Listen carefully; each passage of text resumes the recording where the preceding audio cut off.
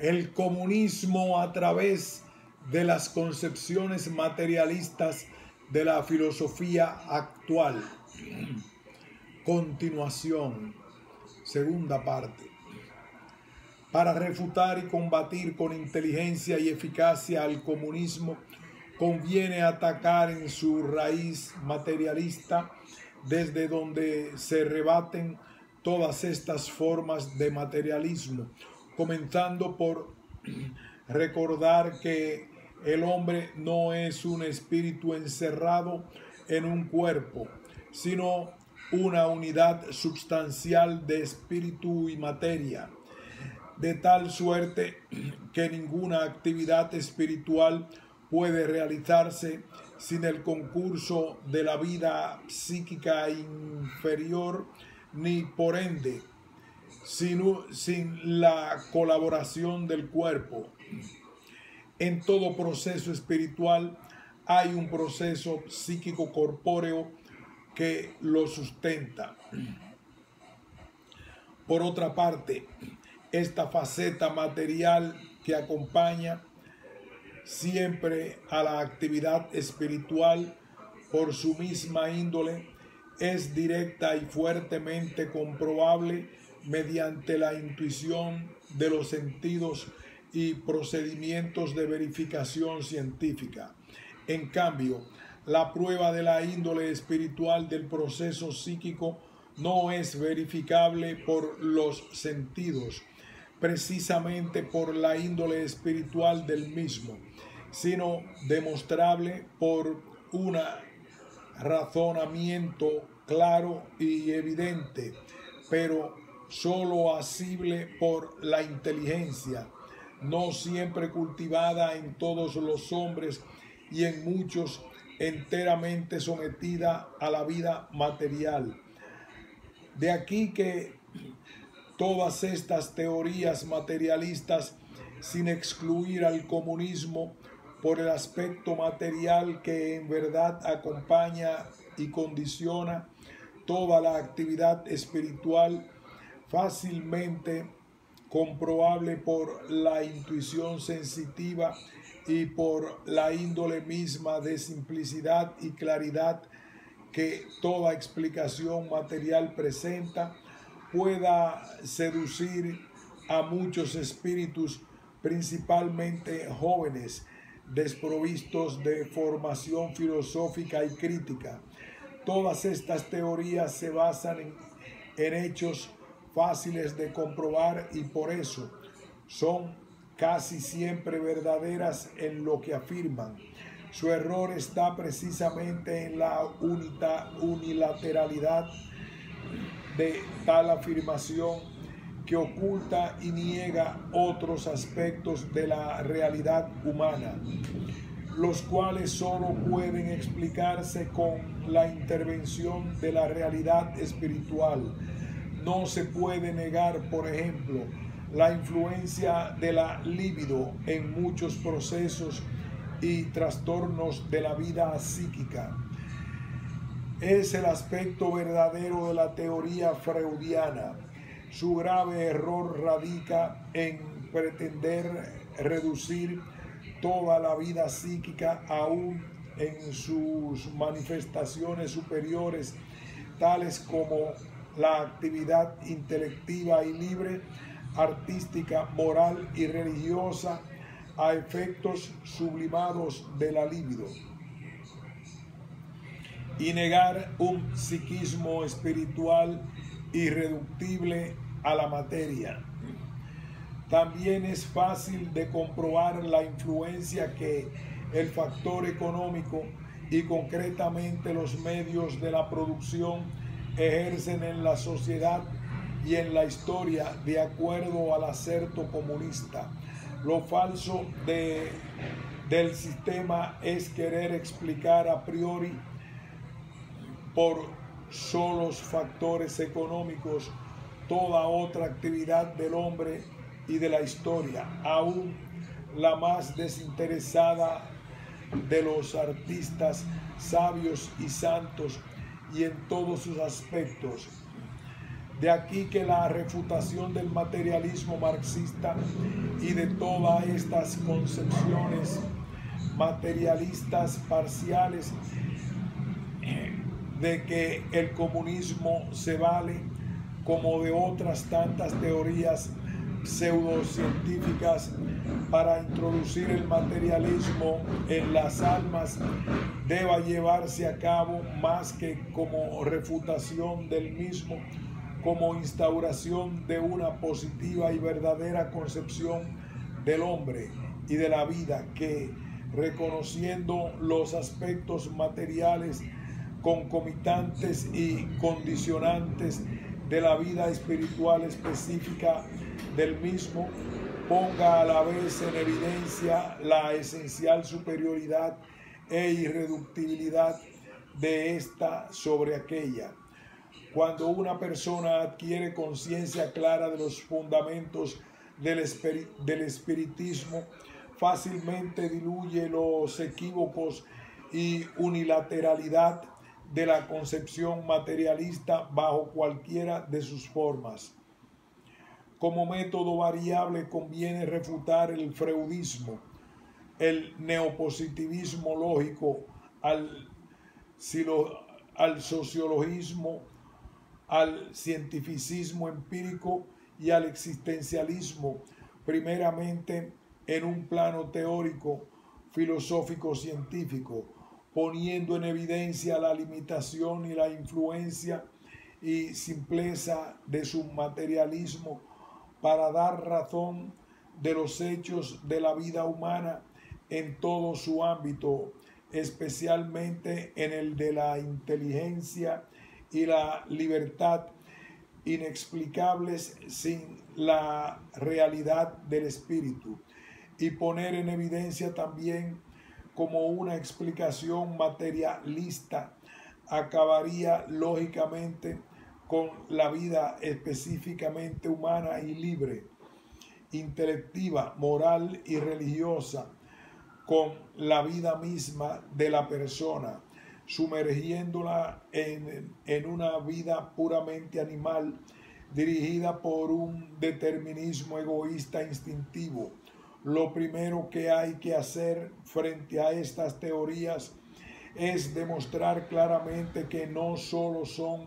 científicas, sino que desconocen y deforman además la mejor parte de la vida psíquica, y que por eso mismo acaban siendo anticientíficas. En segundo lugar, es preciso desenmascararlas en un plano práctico, haciendo ver cómo todas estas teorías materialistas contradicen los hechos mismos de una ciencia objetiva,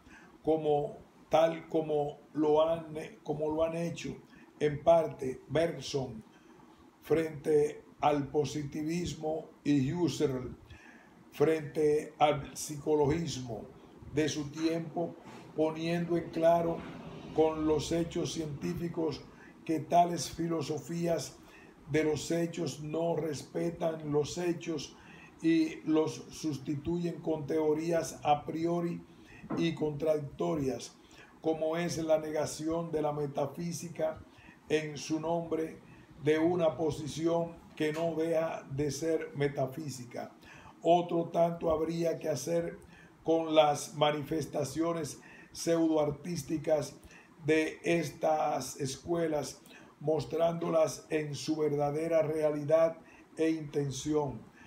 de que no solo no son auténticas, sino que constituyen verdaderos tentáculos y medios de difusión comunista para destruir las defensas del espiritualismo, la religión, la moral, la filosofía, etc., e inocular así su concepción materialista de la vida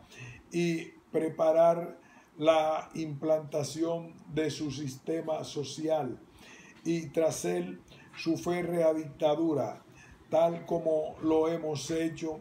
en un trabajo anterior publicado en esa misma revista, número 70, conviene insistir en que el totalitarismo más brutal,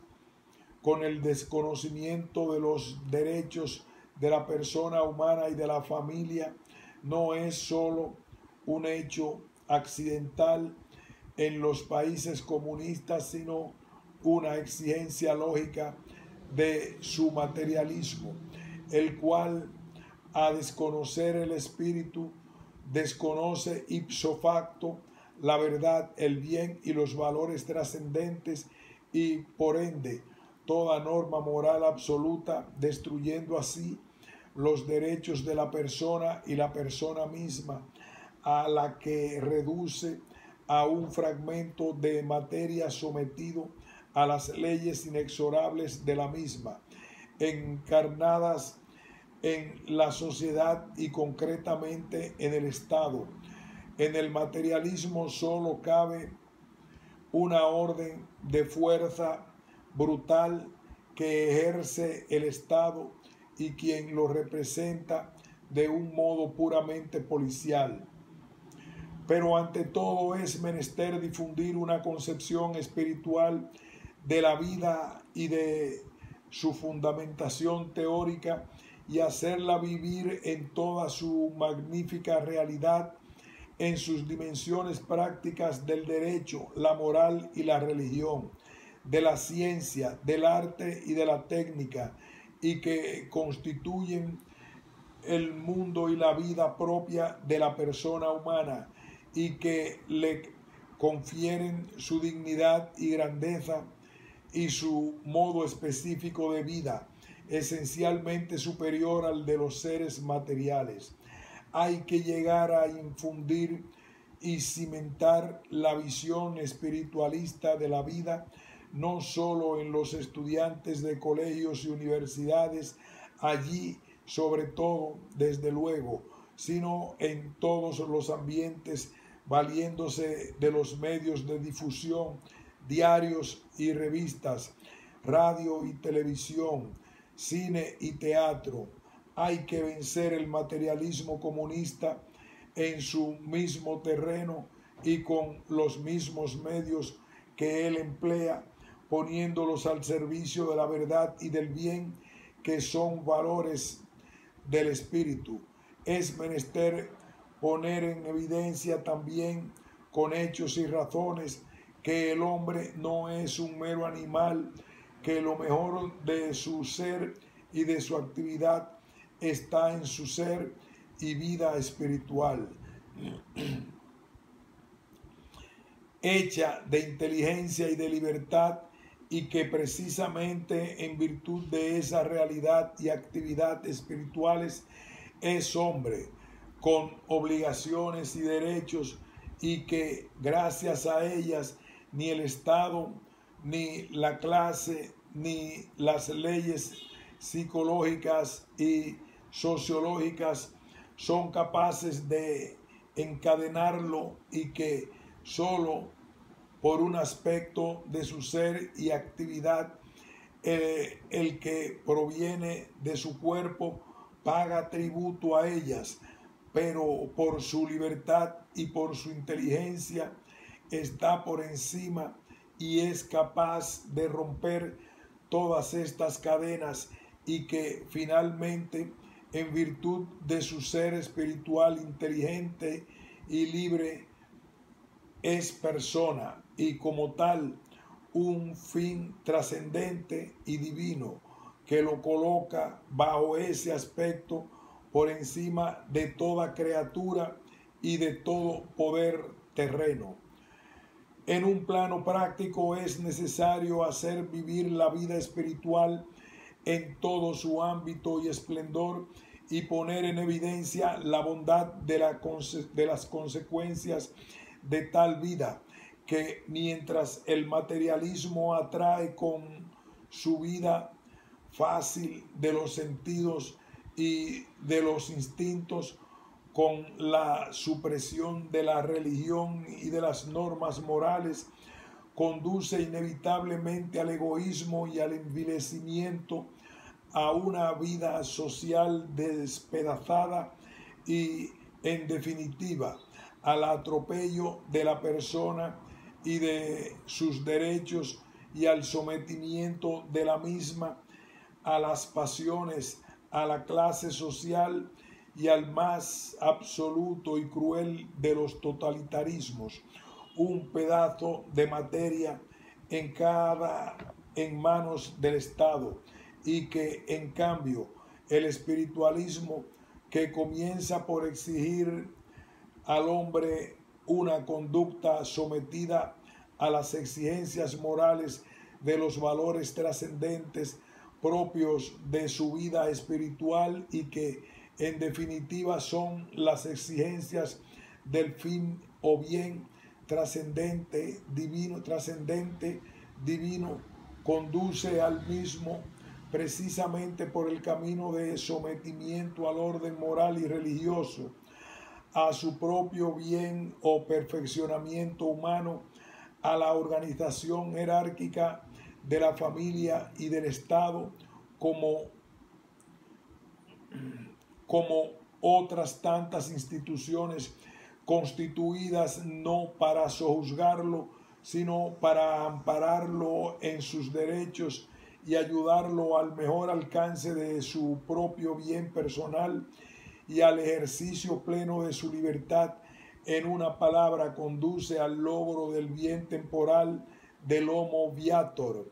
mediante una vida humana digna y ordenada a sus verdaderos bienes trascendentes, que realizan su bien inmanente con obligaciones y derechos como preparación a una vida inmortal de felicidad del Homo Beatus. Como quiera que el cristianismo es no solo una doctrina, sino una religión que hace partícipe a los hombres de la vida de Dios. Por añadidura, restituye en ellos la vida espiritual en todo su alcance, ya que aquella vida sobrenatural sana y conforta la misma vida espiritual de la naturaleza humana para instaurar en ella su dimensión divina. De aquí que el cristianismo en su doctrina y en su vida ha sido y sigue siendo concretamente la encarnación más vigorosa del espíritu natural y sobrenatural, y la energía espiritual más vigorosa y eficaz para desalojar de las almas y de los pueblos en todos los tiempos el materialismo en sus múltiples formas, también en su más virulenta actual, que es el comunismo, con sus tentáculos pseudocientíficos antes mencionados, contemplados tanto como teoría como modos de vida. Más aún, únicamente un cristianismo vivido en su doctrina y en sus exigencias prácticas puede de hecho librar al mundo del comunismo. Este es el primero en reconocer esta verdad cuando coloca al cristianismo como su principal enemigo. Además, observamos cómo cuando un hombre o un pueblo es auténticamente cristiano, aunque sea pobre, está libre del comunismo, y lo está no solo en la práctica y de hecho, sino desde la raíz más honda de una concepción espiritualista de la vida, concepción que por añadidura le confiere la concepción sobrenatural cristiana de la misma. La fuerza puede contener durante un tiempo el comunismo y hasta podría someterlo, pero solo una doctrina y vida de vigencia como el cristianismo puede desalojarlo de las almas y extinguirlo totalmente con su espiritualismo vivo. Sin negar la urgencia de las fuerzas para contener el comunismo, lo que necesita el mundo es una actualización de la vida cristiana en todos los hijos de la Iglesia y en todos los cristianos de buena voluntad un testimonio de la doctrina de Cristo hecha vida, que penetre más y más en todos los hombres hasta hacer desaparecer este virus del comunismo que encuentra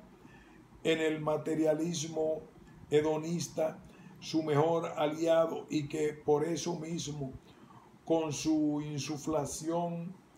espiritualista de un cristianismo auténtico, será desalojado para dar lugar a una sociedad espiritualmente renovada e instaurada en el orden interior, donde se salven los derechos de la persona y de la familia dentro del bien común del Estado.